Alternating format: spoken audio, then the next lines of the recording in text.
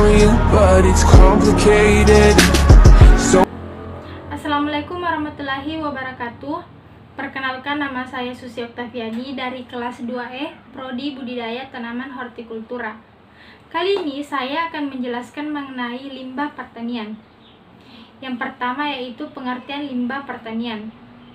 Limbah pertanian adalah sisa dari proses produksi pertanian yang termasuk di dalamnya yaitu kotoran ternak, jerami padi, jerami kacang-kacangan, serasa, dan ranting tumbuhan. Nah, limbah pertanian ini akan mengalami proses pelapukan atau fermentasi baik secara alami maupun dengan bantuan aktivator yang kemudian nantinya akan menjadi pupuk organik bagi tanaman. Walaupun jumlahnya yang cukup sedikit, tetapi limbah pertanian memiliki unsur makro dan unsur mikro yang sangat dibutuhkan oleh tanaman. Nah, selain itu, limbah pertanian juga dapat memperbaiki struktur tanah dan meningkatkan produktivitas lahan. Nah, selanjutnya yaitu jenis-jenis limbah. Jenis-jenis limbah berdasarkan sumbernya dibagi menjadi 6. Yang pertama yaitu limbah rumah tangga, limbah industri kimia, limbah pertanian, limbah pertambangan, limbah pariwisata, dan limbah medis.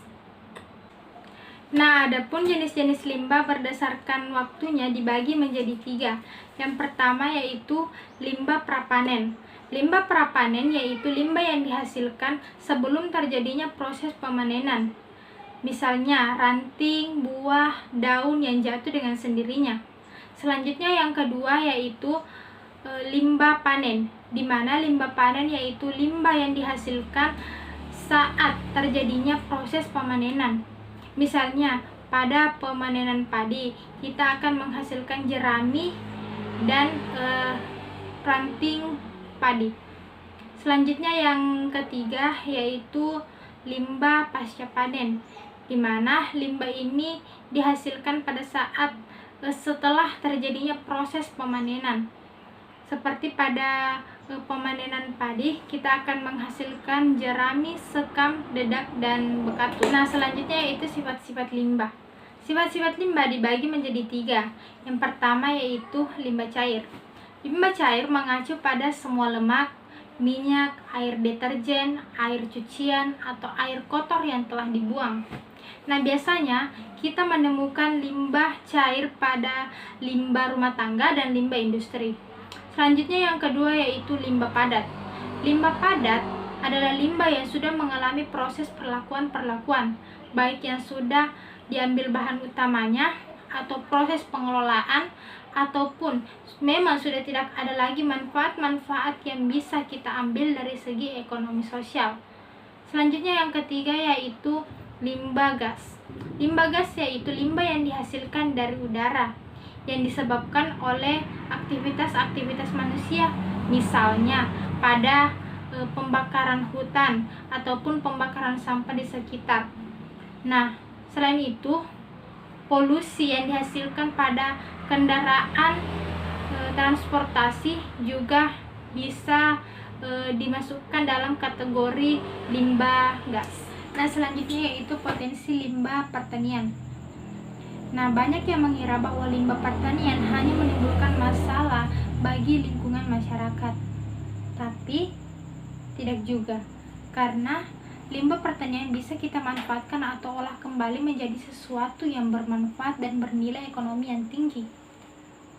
Selain itu, limbah pertanian juga bisa digunakan sebagai pakan ternak dan juga sebagai pupuk organik bagi tanaman. Jadi banyak sekali manfaat yang bisa kita dapatkan dari limbah pertanian ini. Misalnya pada pakan ternak, yaitu limbah pada jerami padi, jerami jagung, dan jerami kedelai. Selanjutnya, pada tempurung kelapa bisa diolah menjadi arang aktif yang bisa bernilai ekonomi tinggi. Nah, selanjutnya yaitu hubungan limbah terhadap proses pencemaran lingkungan. Pencemaran lingkungan dibagi menjadi 3. Yang pertama, pencemaran air. Yang kedua, pencemaran udara. Dan yang ketiga, pencemaran tanah. Nah, itulah beberapa penjelasan mengenai limbah pertanian. Semoga dapat bermanfaat. Sekian dari saya. Wassalamualaikum warahmatullahi wabarakatuh. boost and the stars exploding. We'll be fireproof.